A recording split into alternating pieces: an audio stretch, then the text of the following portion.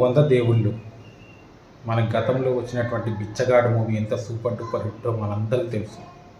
ఆ సినిమా తీసినటువంటి డైరెక్టర్ శశియే ఈ సినిమాను కూడా తీయడం జరిగింది, వంద దేవుళ్ళు. వీళ్ళిద్దరు కాంబినేషన్లో వస్తున్నటువంటి ఈ సినిమా సేమ్ మనకి బిచ్చగాడు రేంజ్లో ఉండకపోయినా ఆ ఫీలింగ్ అయితే తీసుకొస్తుంది.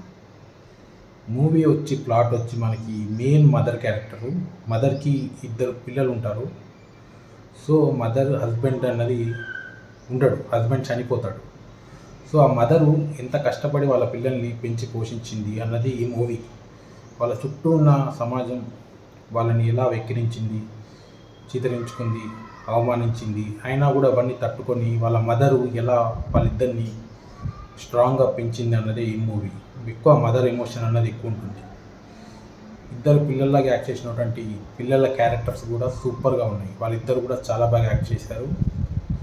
సో మనకి ఫస్ట్ హాఫ్ అంతా కూడా విజయ్ ఆంటోనీ ఉండడు, ఎక్కువ కనిపించాడు మూవీలో. ఫస్ట్ హాఫ్లో మనకి ఈ మూవీలో ఎక్కువ యాక్షన్స్, ఫైటింగ్స్ ఎక్స్పెక్ట్ చేసి అయితే వెళ్ళకండి.